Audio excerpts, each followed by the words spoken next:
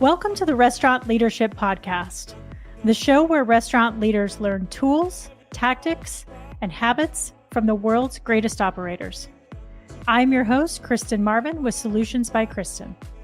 I've spent the last 2 decades in the restaurant industry and now partner with restaurant owners to develop their leaders and scale their businesses through powerful one-on-one coaching, group coaching, and leadership workshops. This show is complete with episodes around coaching, leadership development, and interviews with powerful industry leaders. You can now engage with me on the show and share topics you'd like to hear about, leadership lessons you want to learn, and any feedback you have. Simply click the link at the top of the show notes and I will give you a shout out on a future episode. Thanks so much for listening, and I look forward to connecting.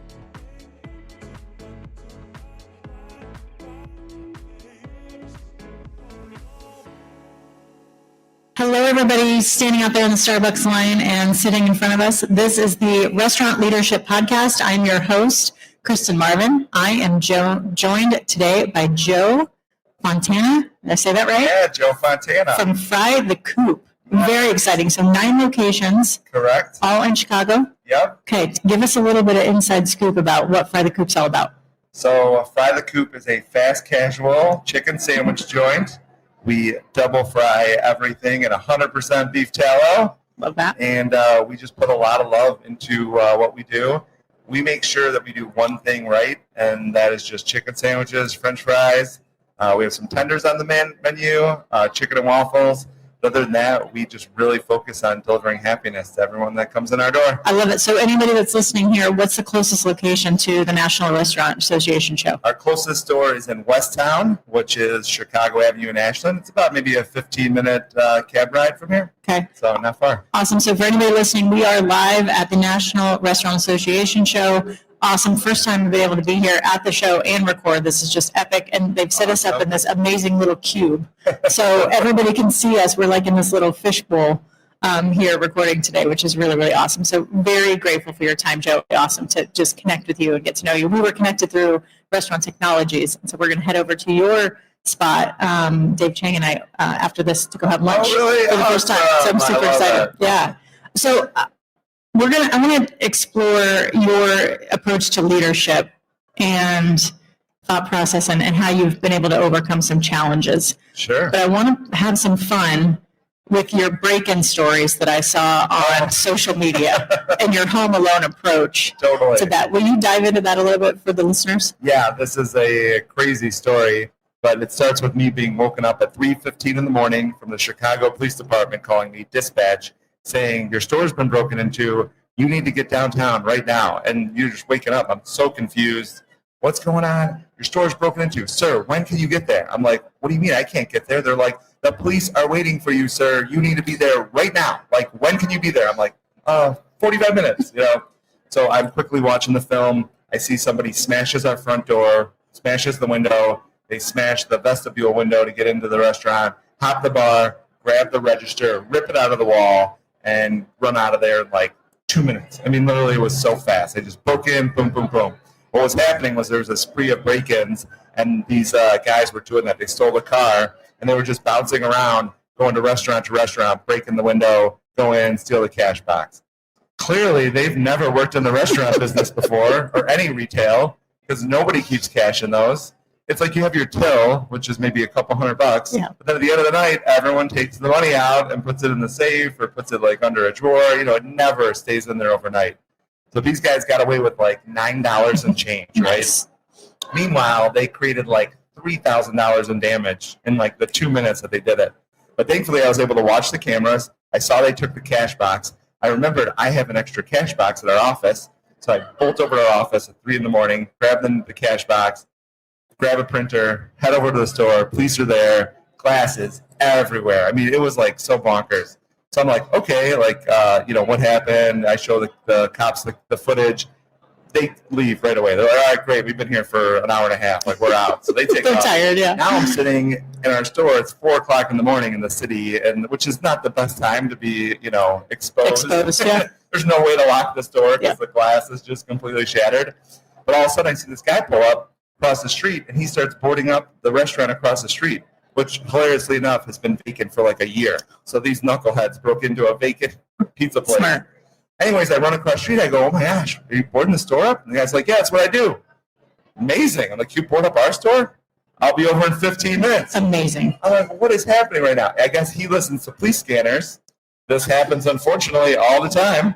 And so he's made a career of going around. Anyways, I clean the glass up. I get the whole store ready to go, put the cash box in. He comes, helps me board up the store. I'm talking, which I'm freaking out because I have a busy day ahead of me. I had an appointment at 8 o'clock. I had the store boarded up, everything fixed, ready to go by like 7 o'clock in the morning. It's ridiculous. Yeah, I got in the car, headed to my appointment, and even he goes, all right, well, my glass guy will be here about 9:30. I go, your glass guy? He goes, yeah, we'll replace the glass too. I was like, this never happens in the restaurant business, like ever, right? Yeah. Like, how did everything just kind of work out? But, okay, so then now I'm driving to my appointment. We were doing a IT refresh at one of our stores in the South Side. I'm heading to meet the IT guys. I get a call from WGN. They go, hey, Joe, we heard about the break-in. Are you still at the store? I'm like, no, I left. I have an appointment. He goes, well, can you just pull over and do like a quick Zoom on your phone with me? Okay, sure. So all of a sudden I'm being interviewed on WGN on like the side of the road. Then all of a sudden my manager calls me. She goes, CBS just called. They want to talk to you. What is going on? Then all of a sudden Fox News calls. Then ABC calls. Then NBC calls. I was like, oh my gosh. So now my morning turns into me doing interviews on TV. Then ABC calls back. They're like, hey, we actually want to do it in person. We're going to send a camera crew over. Can you meet us back at the store? So I run back over, whatever, do that. So I was on TV 5 interviews that day, right? Crazy. Well, what I found out, our publicist sends us a link at the end of the week. Like, this was a crazy media week. Here's all the clips. There was 27 clips of me on the news. Because like the morning show, the midday show, the night show, and each producer had like a different spin on it. So we got shown on the news 27 times that week. Then our social media person meets up with me. We start filming videos about it. We show the break-in, which got like almost went viral, just like showing the break-in on social media. And then we thought, you know what, let's make a funny parody of this. And she came up with an idea to do like a Parent Trap. And she keeps talking about like we got to set up booby traps. And I've never seen Parent Trap before, but I'm like, I'm pretty sure you're talking about Home Alone. Yeah. And she's like, all right, yeah, Home Alone. Yeah, same thing, right? We're just setting up booby trap. So we filmed all these hilarious, like, oh, if the burglars come back, like, I'm going to set up a bowl of Coop sauce above the door that's going to pour on their head. And I put beef tallow all over the door so they couldn't get out. So all this thing. And then we were kind of like fighting about the Home Alone music or whatever. I'm like, this has to be the Home Alone music. We put that to the back of the video. Anyways, this thing goes viral, and it was bonkers. And then even WGN on Friday morning, they picked up on it on like a what's happening thing. So they started airing our social media video. So this thing went totally viral for us, and we had like almost a record week that week. So whoever broke into our place, thank you. You sold $9, caused $3,000 in damage, but probably made us like $30,000 in sales. So that's ridiculous. What an extraordinary story! I know, right? And way to just grab the bull by the horns. I know it's a long story. Yeah. But I felt like all those pieces. Oh no, that's captivating. I love it. It's crazy. All right, everybody, listen up. I've got big news. My new book, Multi-Unit Mastery, officially launched today, and I'm doing something I've never done before. If you visit irfbook.com within the next 24 hours of hearing this message, you're getting the entire book absolutely free. Not a discount, not a trial, completely free. This book contains the exact independent restaurant framework that's helped countless restaurant owners go from chaos to control, from surviving to thriving. But here's the deal. This 24-hour window closes fast, and after that, you'll be paying full price just like everyone else. Don't be the person who kicks themselves tomorrow for not taking action today. Go to irfbook.com right now, grab your free copy, and get ready to transform how you think about scaling your restaurant business. The clock is ticking. So you've got 9 locations. Yes. And you've got some big ambitions to grow to 75, I hear? Yeah. Amazing. Thanks for... Yeah, I mean, it's amazing, big, hairy, audacious goals. Did you start out saying, okay, I want to be multi-unit, I want to grow to 75? So my first concept I came up with was called Meatball Republic, And that was a really one-off restaurant. It was, I grew up cooking meatballs with my grandma, and so I'm Italian. It was very like, a passion thing for me to do, like my restaurant dream. But that concept, I really didn't think it was scalable. It was kind of a one location, one specific, and I really thought it was going to be special. When a series of failures led to us not opening up Meatball Republic, I fell in love with chicken sandwiches, and I pivoted. So I started writing the business plan about chicken sandwiches, and about 7 pages into what I was going to write about, maybe 15, 20 pages, 7 pages in, I'm like, oh, this is a hit. And the one thing that had dawned on me while writing the business plan was that it was scalable. Like this was like a repeatable concept. So the original plan, and I should say I was living in California at the time, and the real estate was back here in Chicago where we grew up. So I had to sell my wife on selling our first house. We had our first baby. My wife was also pregnant with our second.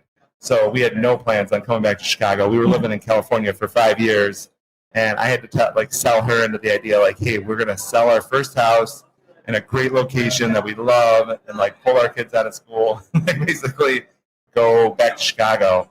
So one of the big components was that like I'm not just going back to Chicago to open up a job. Like I'm going to create a brand, and we're going to scale this to 15 locations. So before we even opened, that was like my original audacious goal. It was like, we need to get to 15. When you were writing that business plan, you were 7 pages in. What was the thing that gave you that moment of insight to know that it was a hit? Because chicken's a competitive space. Yeah. But yours is very different. Well, I think I've always noticed trends happening either in California or New York, and then they kind of make their way to the Midwest at some point. So I kind of saw what was happening in California, and kind of like I saw this chicken sandwich trend like before it even happened. And so, and it turns out, I mean, I was betting on it, but I was right, because of course a couple of years later the chicken sandwich war thing came out, and our business just went bonkers. I mean, I remember driving around Chicago and every billboard had a chicken sandwich on it. I was like, they're advertising for us. This is amazing. Amazing. I love that. But I just saw it coming, so I kind of knew, like, okay, if this is a hit in California and LA right now, the lines were down the road. I was like, in 2 years from now, this is going to happen in Chicago. So you knew, I mean, it sounds like you kind of embraced the fact that chicken was already present and being kind of marketed, and it is a little bit of a saturated market, but you leaned into that. 100%. Yeah, I also was living by an In-N-Out burger at the time, and so I saw the craze of In-N-Out, the drive-through lines, like, constantly. And I was in love with these chicken sandwiches, but I'm looking around and there's nowhere to get them at. So that was like, there was like a supply and demand thing where I'm like, these are so good, and there's nowhere to get this like handmade, like beautiful, like really big chicken sandwich at. So it was kind of based on the idea that you can't find it, and like, what if we modeled like an In-N-Out burger that's like around chicken sandwiches? I love it. I was going to ask you if there were some models out there that you were kind of looking at and taking some lessons from. Oh, yeah. And that was like the other thing that I noticed in California was the places that did just one thing really, really well, just like crushed it. El Pollo Loco, which is a brand on the West Coast, not very known here, but it started out with a guy just having chicken and tortillas. Like he had rotisserie chickens and just tortillas and some salsa. So it was like kind of getting food for your family. Opened up at 4 o'clock. The lines would be like a mile long, because once people would start to realize, like, oh, I could just stop by this little shack, grab a chicken and some tortillas, and bam, I got dinner for the family for the night. Yeah. So, but he just did one thing. It wasn't like there was this huge menu. It was literally there was one option to buy. A whole chicken came with tortillas and salsa, and that's it. So I noticed that happening. I was like, if you do just one, you just hone in on that one thing, you're going to crush it. What was your leadership structure like in your first few locations?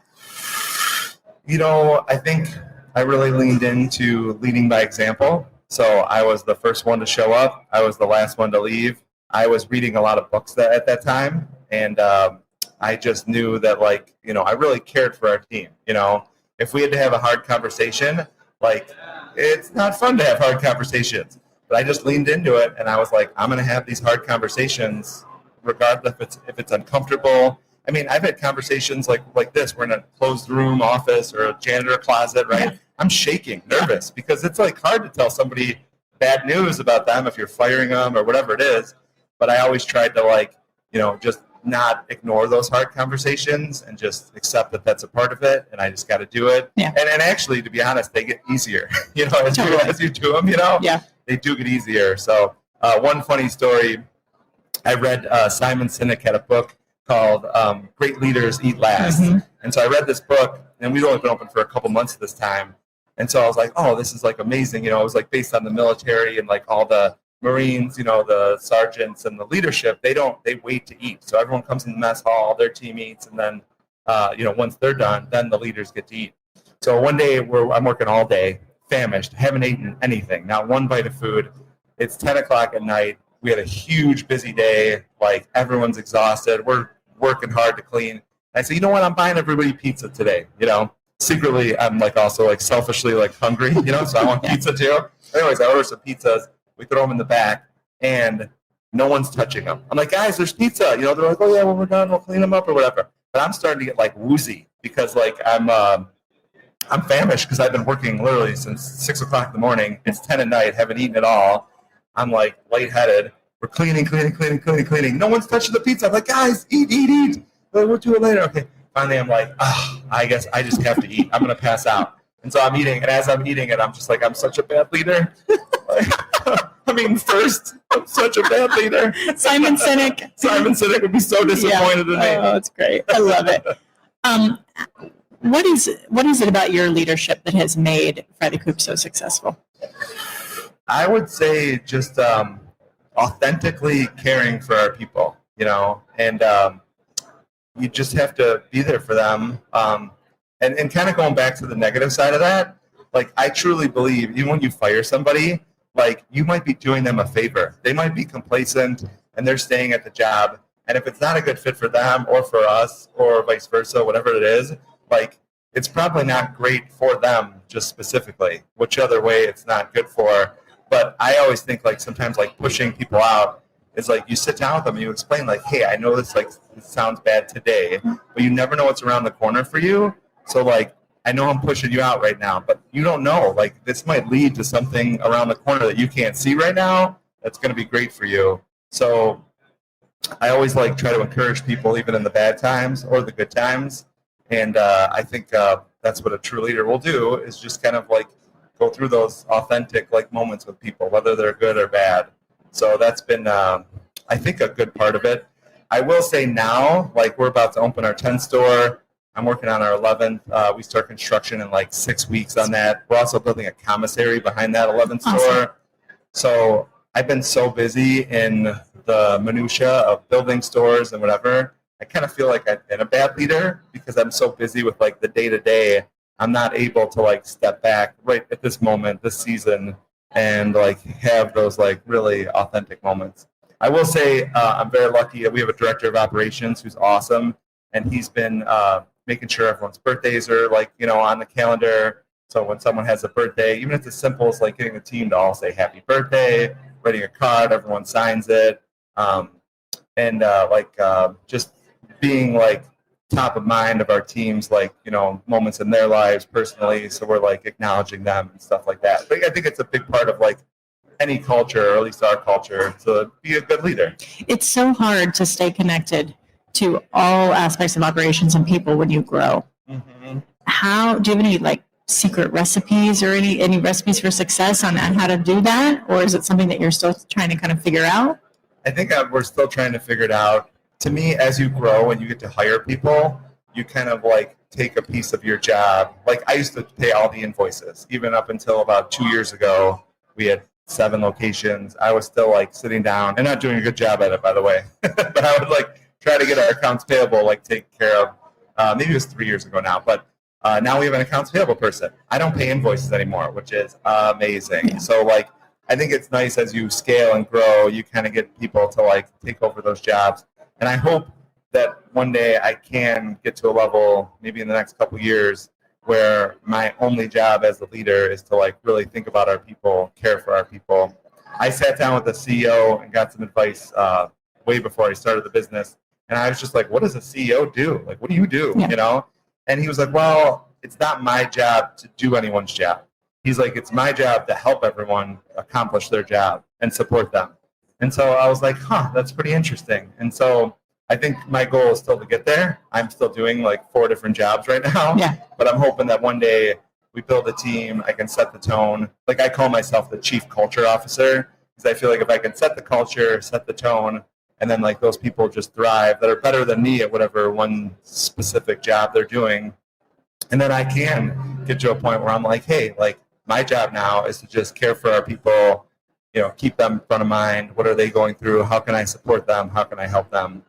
But you're right. It's so hard when you're growing. Yeah. You got 4 million things on the task list. It's tough. Yeah, and you can feel like you're losing control.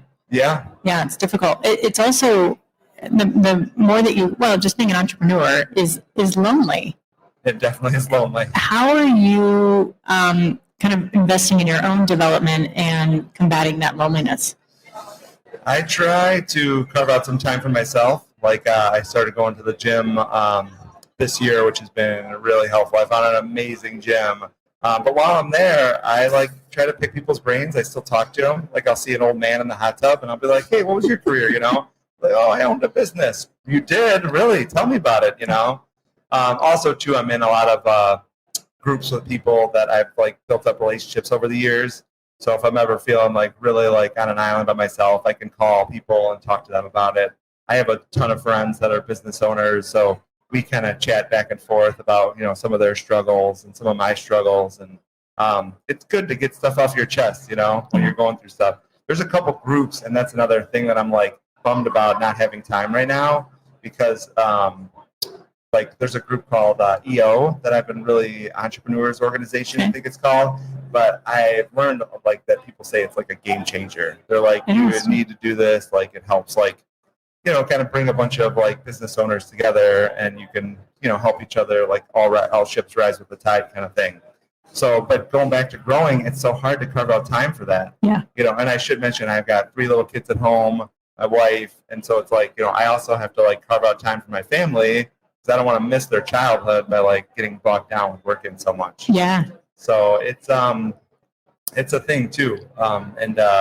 It's really kind of, there's certain things you can't complain about or talk about with your team because like owning a business is, to me, it's like having a baby. You can read a bunch of books about it. You can talk to people about it, watch YouTube videos, but there's no like reality until you like have a baby in your hand. So it's like complaining or talking with someone who doesn't have kids when you have kids about kids, like they can never comprehend what that's like. Yeah. Unless they have their own children. You're talking to somebody that doesn't have children. So yeah, I can't relate. Yeah. I empathize. I want to. Yeah. I totally get that. What's the biggest challenge that you've run into in this growth phase that you're in? So one of the things that I was telling you, I've listened to thousands of podcasts, and not only just like podcasts of like business owners, like specific niche restaurant podcasts. I've never heard anyone talk about this before after like 1,500 podcasts. Like, how is this possible? But basically, the biggest thing that I screwed up is I never collected all the source documents for invoices, receipts. Like, we just trusted our vendors and set them up on autopay in the beginning. I mean, it was like bonkers. Like, I was like, oh, we'll go on autopay. You just deduct the money out of our bank account. No problem. And the invoices, I don't need the invoice. If there's ever a problem, I'll, work it out. And we hired a bookkeeper because I think the 3 key things that you need is great service, great food, or great product, and then great finances. If you don't have those 3 things in any business, like you're not going to make it. So the finance part, I thought by hiring a bookkeeper, like, that's taken care of. Like, we got the bookkeeper. Like, she's doing it. Well, I learned that our bookkeeper was just basically going off the bank account. And then she was just guessing, like, what everything was. There wasn't like a very specific. And if you think about like an invoice, it might have like disposables on it. It might have food. It might have chemicals. So even though like you've got this one invoice and it comes across as, maybe a $5,000 payable, like you don't know what's in there. So I think that was a huge mistake. And going from, we got away with it going from 1 to 5 restaurants, no problem. But then going from 5 to 10, it has turned out to be like a huge ball to untangle. And so we've had to really like go back to step 1, collect all invoices, all receipts, make sure that our each line item is GL correctly, general ledgered, to our finances like 100%. So now we know specifically like down to the minutia. Like, was that repair a building repair? Was it equipment repair? Was it a preventive maintenance? Was it, so we know very specific now, and we're still improving on that. But like, that was a huge thing that I wish I could go back and just tell myself, like, collect all the invoices. Yeah, it seems like it's the way you described it is really, really simple, but it doesn't give you the visibility over where every single dollar is going. Oh, yeah. What were some of the aha moments that you had when you switched everything over and you started to really have that visibility over each line item? Well, I think you just kind of understand your expenses a little bit. And I've learned, I love this phrase, expenses are like fingernails. They're always growing and they always got to be cut. And that is so true.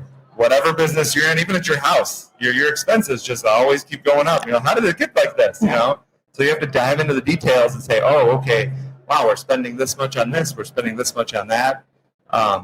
So I think knowing specifically where your expenses are and like kind of like looking at them, you're like, wow, we spent $90,000 on preventative maintenance.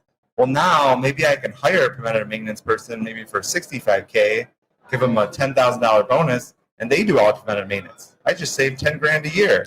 You do that enough, and you start, finding those little pennies and nickels on the ground. That can add up to a profitable business one day. Yeah. So I think that's the key. Like, aha, like, oh, like I can really hone in on the, and everyone should go through their P&L with a fine-tooth comb, because, like I said, those nails are always growing. I've never heard that before. I love that.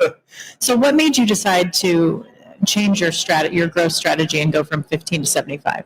That's a great question. So I kind of realized 1 restaurant, 2 restaurants, 10 restaurants, no matter like how whatever you set your audacious goals are, whatever that ceiling is, like you can only grow into that ceiling. So when I kind of realized like 15, I'm like, what would our business look like at 15 stores? And then I kind of was like, oh, like we actually need to like have more EBITDA than that. And so one of the things that really honed it in was I was like, I found out if you want to bring a company public, the magic number is really around 25 million EBITDA. So I was like, okay, 25 million EBITDA, you don't have to be at that number to go public. But that is like a very key marker. When you have 25 million in EBITDA, you have a line of investors, private equity, people that want to take your company public. You create opportunity at that point. And then I looked at a very brand I love a lot called Potbelly. They started in Chicago. I was like, how many stores does Potbelly have? I looked around Chicago. They have 80 locations.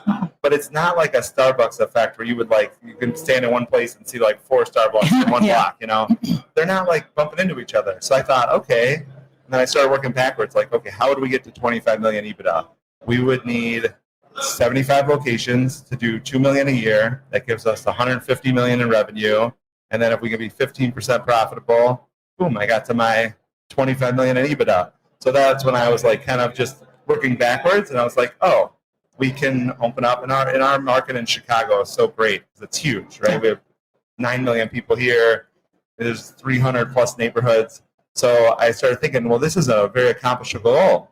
If we can have 75 stores in Chicago and hit those numbers, now we've created this great opportunity for our people. And me too, I'm included. I'm people in the business, right? So we've kind of moved a little bit of our purpose to we're growing our company so we can grow our people. And if we accomplish that goal, I think we can either have an exit for our people, we can set up retirements for our people. There's just a lot more opportunity to care for our team. I love that. Love the emphasis on people. It's simple. You think it's common sense, but there's so many people that just don't prioritize their teams. Well, you don't do it by yourself. And I always thought oh my gosh, when I first got to the restaurant, I was by myself for 2 weeks. And then I hired a bookkeeper, and then I hired a chef, and then I hired a team. And before I knew it, when we opened our doors, I was standing there with 8 people basically. And then, now it's 200, which is like a little army, but I've never done Fry the Coop by myself. It's always been with a team. So to think that there's some selfish thing that everyone's working to better my life is just pure greed, It's no, we're in this together. And if we can rise up together, I want to cash everybody out. I love it. Amazing. That's great. What is the single biggest thing that you need in order to create sustainable growth as you get to 75? I need cash. Besides cash. Can I borrow $30 million? Any chance you got that in your bag over here? I love that you think that I could come up with something like that, but no, I can't help you. I think, well, obviously funding it properly. you really have to do a balance between debt and revenue and profitability. And if the scale tips too much, you can get yourself into trouble. I also think standard operating procedures are now our best friend. Making my heart happy. Literally. I'm Joe SOP Fontana. Nice to meet you. It is literally so key in the point of making sure that everything's written down. The operations is lock, stock, and smoke and barrels. Because I could give you the Bible to Fry the Coop right now. I can give you everything, all the recipes, the location, everything. Like, I write everything down. And that is only like 5% of it. Operations is everything. Almost like military precision in operations. And so I think as you scale, you have to take that very seriously. You need people in place that are doing a very specific job that's very thought out. The SOPs are in place, the trainings, everything that goes around running a very operationally tight ship. There's places that have awful food. We're not going to name them because people are up there listening, but there's places that we all know of. The food is awful, but guess what? They're crushing it, and why? Because they have great operations, and they're reliable, and it's there every day, and you know when it opens, you know what they do, you know what to expect. But I think if we can do great food and great operations, sold. Killer. It makes me so happy to hear you say that. I coach independent multi-unit owners, and it's so, because of cash flow and just the way that the industry is structured, most of them start by doing everything on their own. They are the bookkeeper, they are the marketing person, they are the HR component, they are the chef, they are the maintenance person, and they've got everything up in their head. It's all in their mind. And it's so difficult as you grow to A, let go of that control, and B, transfer all of that knowledge, all that institutional knowledge that you have, and get it down on paper and take the time to build the systems and train the systems and then continue to tweak the systems. But it is the most important thing, and it gives you freedom as an owner. It's so important. Yeah. Consistency. And also, too, I think to me, too, this feels overwhelming to write everything down. We're almost getting to the point where we might hire an operations person, and that's all they do is just come up with those SOPs, write it down. I mean, we have a lot, but really just lean into that more. And it doesn't even have to be a full-time thing. You can hire somebody for 9 months who does that, and then I don't know if it's letting them go or a consultant type thing, or maybe it's just up front. Hey, for the next 6 to 9 months, I need you to come in every day, write all this stuff down. For us, and then then you're kind of at least have a foundation of the SOPs. They're always growing and changing. 100%, right? Always. I'll tell you a secret that I do. So when I work with clients, because you're using AI a little bit in your business, right? Yeah, a little bit. Yeah. I use it for every aspect of my business, but when I work with clients and they want an SOP, we just discuss over the meeting exactly what they want to see out of those SOPs. It could be server training. I think I know where you're going with this. And then the AI meeting notes just turns it into an SOP immediately that they can then take to their teams and start putting in tests. Oh, I love that. And roll it. So it's very easy, very simple to get those things. Too, where you can actually have the meeting recorded. Yes. And then it'll summarize the meeting afterwards. That's it. That's what you're talking about. AI meeting notes. Yep. It's a game changer. Wow. You can record phone conversations now on your iPhone if you're in the car, or you're traveling or whatever, and then same thing. You can throw the transcript in and have it generate something for you. We're always talking about operations. Our team, we're constantly going back about this and what needs to be done and blah, blah. That's a brilliant idea. I love that. Capture it all and just have it do the work for you. I just thought about hiring someone to do that. AI is very, very powerful. It's a really great personal assistant for anybody in business these days. So, do you have a software or one? I've tried a few different ones. I've used Otter a little bit, but my favorite right now is Supernormal, and it connects with Google Meet and Zoom. And there's so many of them out there. A lot of them have free versions. And they're very, very easy to use. And they're 100%, most of them are 100% accurate, which is really, really cool. Awesome. And you know how it is. It's with AI, garbage in, garbage out. So it's going to spit you out something a little bit vanilla, and then you just continue to tweak and tweak, which is really fun. But you can test it in one location and then get it exactly where you want it to and where you want it to be, and then you can roll it at all the other locations. It's pretty awesome. Thank you for sharing that. Yeah, pro tip. Supernormal is funny because that's the opposite of anyone in the restaurant business. So maybe we come up with our own one. We call it Super Weird. There you go. I love it. That's great. What are you most excited about in the next 5 years?